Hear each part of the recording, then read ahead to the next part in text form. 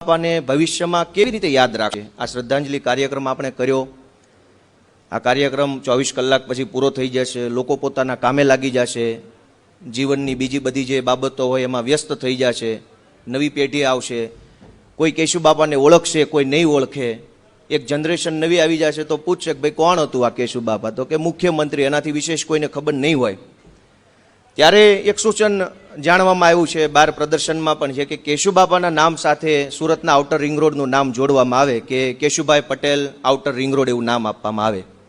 આ સૂચન ખૂબ સારું છે, સરસ છે, ગમે એવું છે, પણ મને એવું લાગે છે કે આપણે બધાએ અહીંયા જે કોઈ પણ બેઠા છે, અને ખાસ કરીને આપણે બધા સૌરાષ્ટ્રના લોકો છીએ, અને સૌરાષ્ટ્રમાં કેશુ બાપાના પ્રયત્નોથી ખૂબ આપણને બધાને ફાયદો થયો છે, ત્યારે ખાલી એક રોડના નામ સાથે કેશુ બાપાનું નામ જોડાય અને રસ્તાઓમાં કેશુ બાપાનું નામ મળી જાય, ભળી જાય, રસ્તા ઉપર કચડાઈ જાય, એના બદલે વરાછાની અંદર સરકારી કોલેજ બનવી જોઈએ અને એનું નામ હોવું જોઈએ કેશુભાઈ પટેલ સરકારી કોલેજ।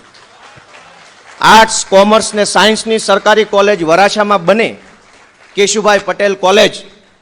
કેશુભાઈ પટેલ ભણતર ઓછું ને ગણતર જાજુ, 10 ચોપડી માંડ માંડ ભણેલા, પણ એવડું વિશાળ એમનું ગણતર કે આવડા મોટા ગુજરાતને ચલાવ્યું, સંભાળ્યું, આગળ વધાર્યું, આપણને બધાને અહીંયા પહોંચાડ્યા। ત્યારે મારું એવું માનવું છે કે ખાલી રોડ રસ્તે નહીં, પણ વરાછાની સરકારી કોલેજ કેશુભાઈ પટેલ વાણિજ્ય, વિનયન અને વિજ્ઞાન કોલેજ વરાછામાં બને, અને આખી જિંદગી આપણી પેઢીઓને પેઢીઓ કેશુ બાપાને યાદ રાખે, એમની છબી ત્યાં મોટી લાગે, તો મને એવું લાગે છે કે આપણે એમને સાચા દિલથી શ્રદ્ધાંજલિ આપી છે।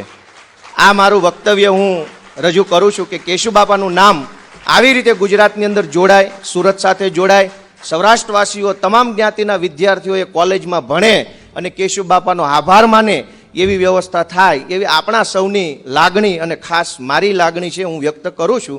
હું મારા માધ્યમથી પણ આ લાગણી સરકાર સમક્ષ રજૂ કરીશ, અને કેશુ બાપાને સાચી શ્રદ્ધાંજલિ આ રીતે મળે એવો મારું અંગત મંતવ્ય છે। ફરી એક વખત પરમ આદરણીય શ્રદ્ધેય સ્વર્ગસ્થ કેશુ બાપાને હું વંદન કરું છું। આજના સૌ આયોજકશ્રીઓને પણ હું વંદન કરું છું, ઉપસ્થિત સૌ આપણા પરમ આદરણીય સર્વ જ્ઞાતિના વડીલોને પણ હું વંદન કરું છું। સૌનો આભાર। જય ભારત।